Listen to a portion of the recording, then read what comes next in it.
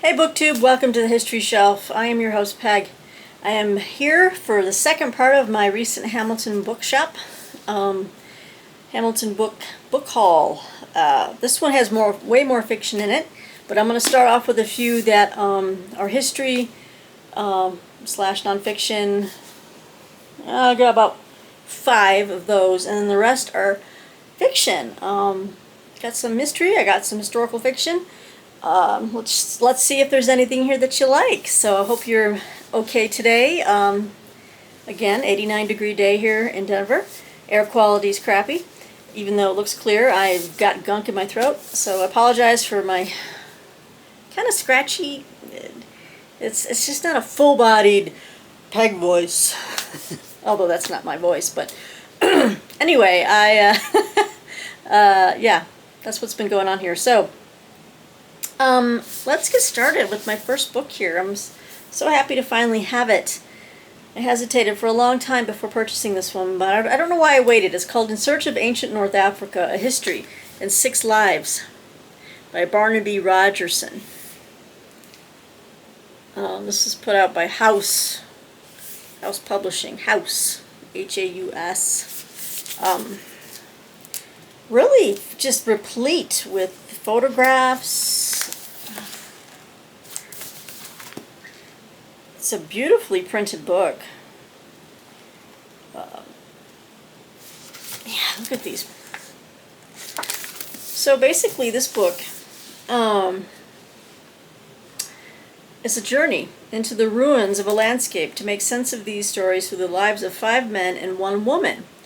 Queen Dido was a sacrificial refugee. King Juba II, a prisoner of war who became a compliant tool of the Roman Empire, who was married to Cleopatra Selene, whom I just recently, I was going to show you, I've got a final copy of a new biography on Cleopatra Selene, and they do mention Juba II. Anyway, Septimius Severus, an unpromising provincial who, as emperor, brought the empire to its dazzling apogee.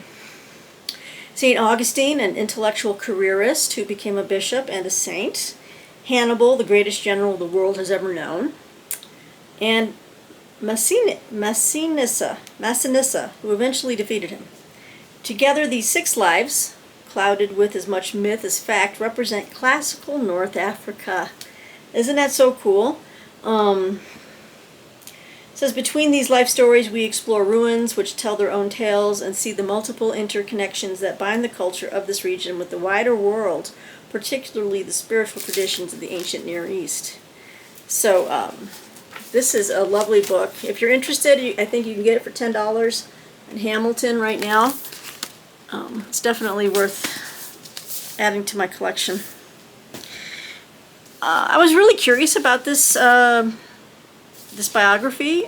I don't know a lot about this man, but I think the whole world that he moved in is very interesting to me. The world of art and, oh, yeah, just art and artists. And this is Max, is it Jacob or Jacob? John David. I'm gonna say Max Jacob. A Life in Art and Letters by Rosanna Warren. It's a big chunkster. It's put out by Norton Books. Max Jacob. Says here, though less of a household name than his contemporaries in early 20th century Paris, Jewish homosexual poet Max Jacob was Pablo Picasso's initiator into French culture. Guillaume Apollinaire's guide out of the haze of symbolism, and Jean Cocteau's loyal friend. As Picasso reinvented painting, Jacob helped to reinvent poetry with compressed, hard-edged prose poems and synapse-skipping verse lyrics, the product of a complex amalgamation of Jewish, Breton, Parisian, and Roman Catholic influences. Oh. Jacob's shifting understanding of faith, art, and sexuality animates this sweeping work. In 1909, he saw a vision of Christ in his shabby room in Montmartre. And in 1915, he converted formally from Judaism to Catholicism, with Picasso as his godfather. Isn't that interesting? In later years, Jacob split his time between Paris and the monastery of Benoit-sur-Loire. I can't pronounce anything French. In February 1944, he was arrested by the Gestapo and sent to Drancy. And I won't say anything more. Sorry, I'm not trying to spoil anything for me or the viewer. In case you're interested in a nice big fat biography on Max Jacob. So yeah, pick this one up. This is a slim little volume after that big one. We've got The Saint versus the Scholar, The Fight Between Faith and Reason. This is by John M. Sweeney. This was put out by Franciscan Media. Small little volume. It's 175 pages. This is... Okay. At the height of the Middle Ages in a cathedral in France, two of the most recognized men in the world are about to face each other in a contest of wills. On one side is Bernard of Clairvaux, a mystic and counselor of popes who will be called saint even before his death. On the other is Peter Abelard, the era's most brilliant scholar, a medieval rock star among students at the University of Paris. Bernard has accused Peter of heresy. Their emotional clash will change the course of history. Sweeney reveals the saint and scholar as two types, or opposing ways of approaching Christian faith. Since that summer evening in Sens, France in 1140, these types have pitted against each other as if one's reception of revelation and tradition and one's ways of thinking about matters of faith are still affected by the personalities of Bernard and Peter. I was intrigued by that. I wanted to see which one I fell on the side of. I'm guessing I'm falling on the side of Peter. Yeah. Who knows? We'll find out. That was an interesting little volume there. Ooh, and I also waited a while to get this, but I wanted it in hardcover, and you'll know when you see it why I wanted it. If you're a regular viewer of this channel. This is Young Heroes of the Soviet Union, a Memoir and a Reckoning by Alex Halberstadt. Random House book. Not too big. This one came out in 2020. I'll read real quick to you what I found interesting about this one. Can trauma be inherited? It is this question that sets Alex Halberstadt off on a quest to name and acknowledge a legacy of family trauma and to end a century-old cycle of estrangement.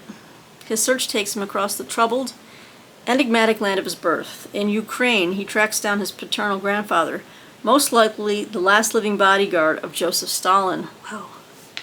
To reckon with the ways in which decades of Soviet totalitarianism shaped 3 generations of his family. He visits Lithuania, his Jewish mother's home, to examine the legacy of the Holocaust and pernicious anti-Semitism that remains largely unaccounted for. And he returns to his birthplace, Moscow, where his glamorous grandmother designed homespun couture for Soviet ministers' wives. His mother consoled dissidents at a psychiatric hospital, and his father made a dangerous living dealing in black market American records. Along the way, Halberstadt investigates the fragile and indistinct boundary between history and biography. Oh. And finally, he explores his own story, that of an immigrant who arrived in America to a housing project in Queens, New York, a now fatherless 10-year-old boy struggling with identity, rootlessness, and a yearning for home. He became another in a line of sons who grew up separated from their fathers by the tides of politics and history. It just sounds like a wonderful memoir, and obviously I love reading about Russian history, and this one is Ukraine as well, and so it's all there. It checks all the boxes for me. So yeah, pick this one up. This one also appealed to me. I think when I'm in a better mood, I'll try to read it. I just, yeah. Like I said in my last video, I don't know. I think maybe it's the air quality, but I've just been feeling a little down lately with the events in the world. This is Alienated America: Why Some Places Thrive While Others Collapse by Timothy P. Carney. It's a fairly recent book. I'm thinking this came out in 2019. Okay. So this was before the COVID then. Okay.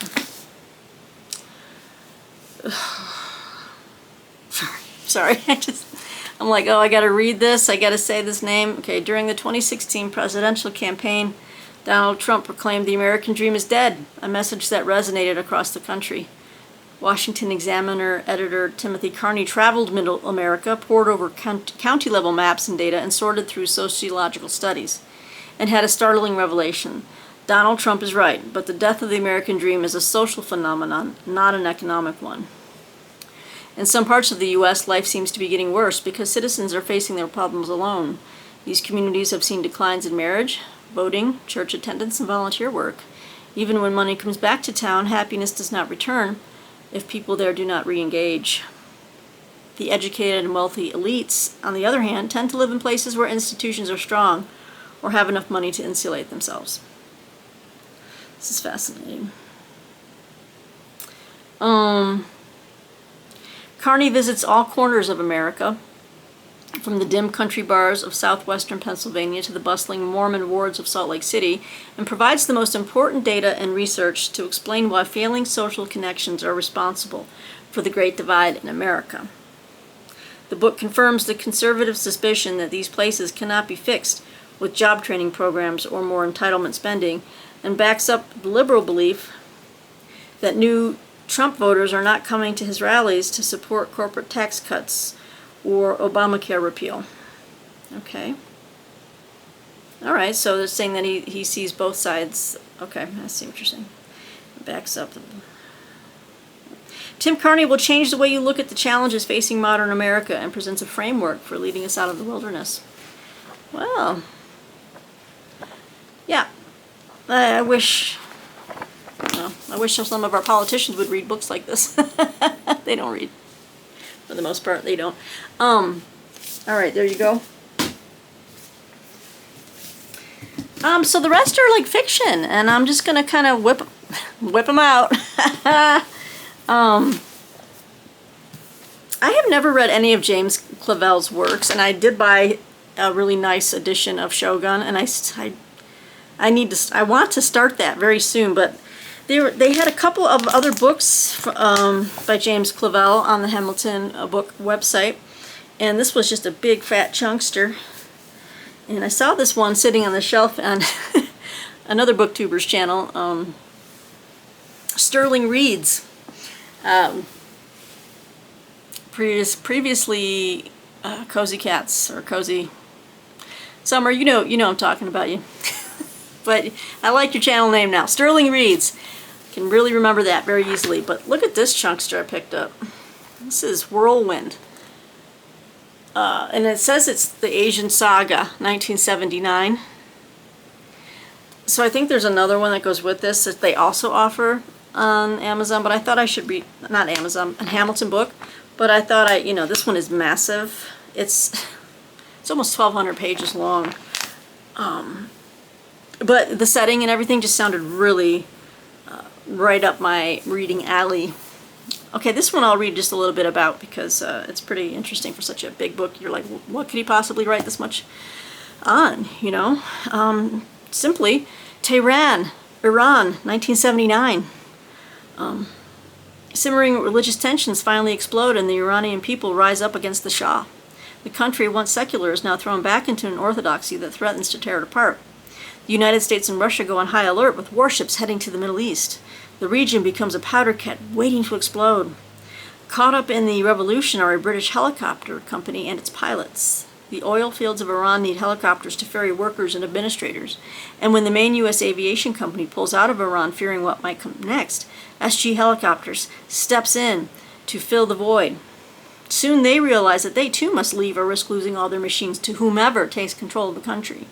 The company risks bankruptcy if that happens, which would ruin Andrew Gallivan and reveal that the company is actually owned by a secret Hong Kong-based consortium. Noble House, controlled by the Struan family. Caught in between is his son, Scott, a pilot in Iran who must help save his father's company, but also the other pilots and their families. In a risky move, the pilots concoct a plan to get their choppers out of Iran. But will they be able to escape a country crumbling around them before it's too late? Isn't that fabulous? So this sounds really good. And it's going to take me probably forever to finish the thing. Oh, I see. It says the Asian Saga, 1979. So basically it's these books, which include Shogun. It's the chronology of the Asian Saga on there. You see that? Interesting. So 1600 is Shogun, 1841 is Taipan, 1862 is Gaijin, 1945 is King Rat, and King Rat is the one that is also on Hamilton Book right now. Don't mind my dogs barking because they think that I'm an intruder. I have the door shut and they hear a voice talking. My dogs are not very smart. Anyway, so I picked this one up. I don't know when I will start it. I also picked up Alexander Dumas, Blood Royal. I have 2 of the other books that are put out by Pegasus Books in these beautiful new editions. The first 2, I mean, they got the Three Musketeers, and then I think it's the 20 Years Later, or it's the next one.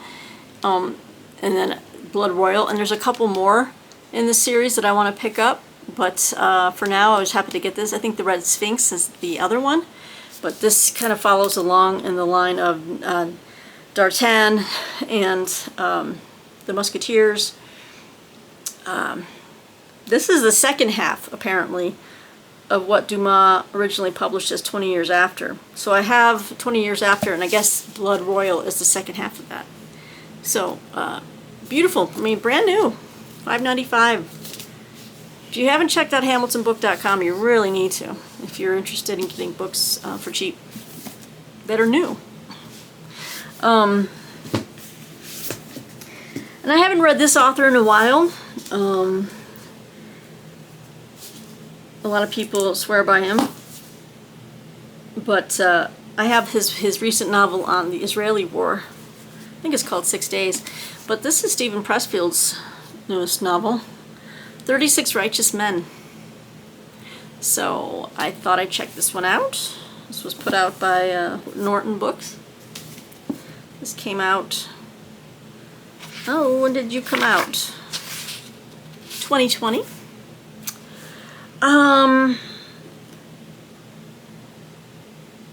This is kind of different. So let's see, what is this about?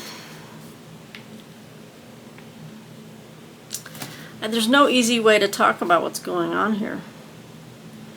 When James Manning and Covina Dewey are called in to investigate a string of murders, their investigations take them from the headquarters of the Russian Mafia in Brighton Beach to a sweltering maze of shops in Little Hong Kong, with scant leads on the killer. But when Manning and Dewey apprehend a woman, a disgraced but brilliant rabbinical scholar, fleeing one of the crime scenes, they are brought face to face with the shocking truth.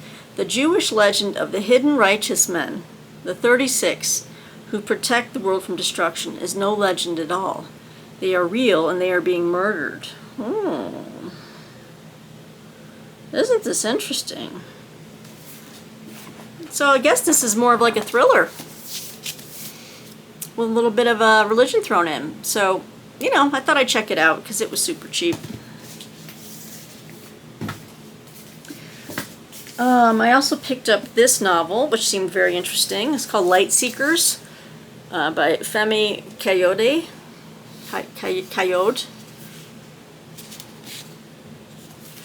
The Light Seekers.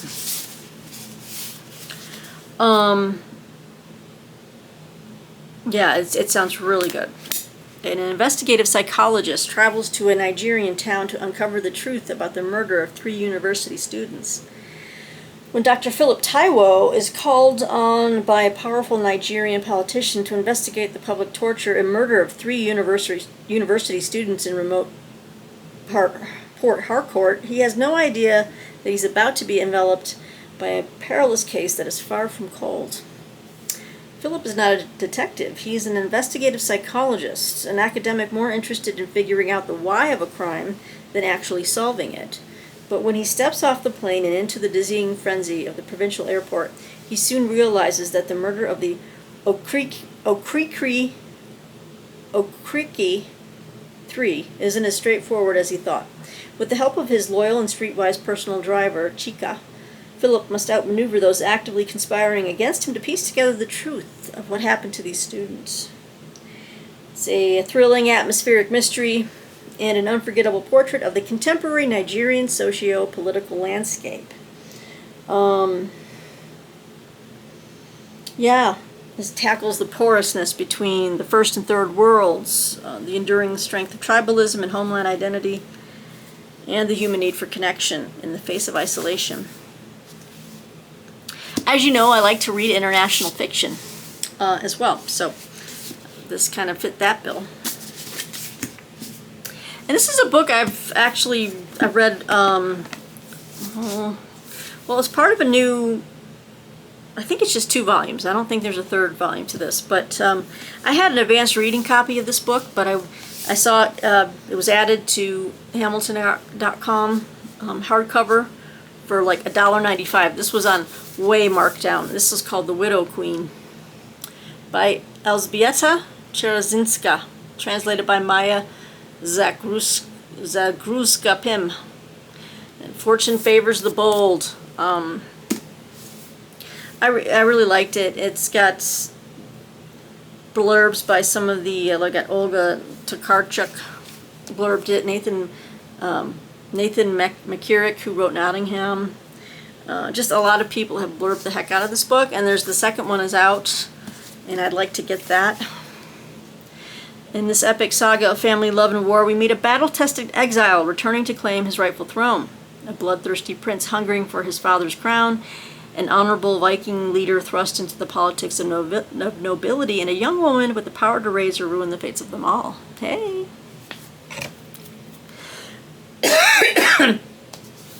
Oh, excuse me. The bold one, they call her, but too bold for most. To her father, the great Duke of Poland, Swiatoslawa and her 2 sisters represent 3 chances for an alliance, 3 marriages on which to build his empire. But Swiatoslawa refuses to be simply a pawn in her father's schemes. She seeks a throne of her own, with no husband by her side.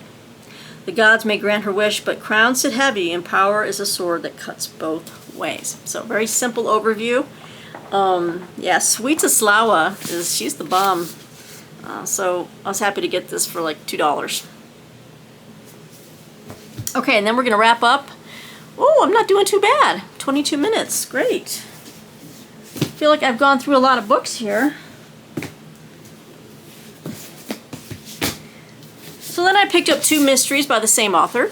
I have read 2 books, I think 2 books in her series. This is Nicola Upson. And she writes the mysteries featuring Josephine Tey, a real life mystery writer from the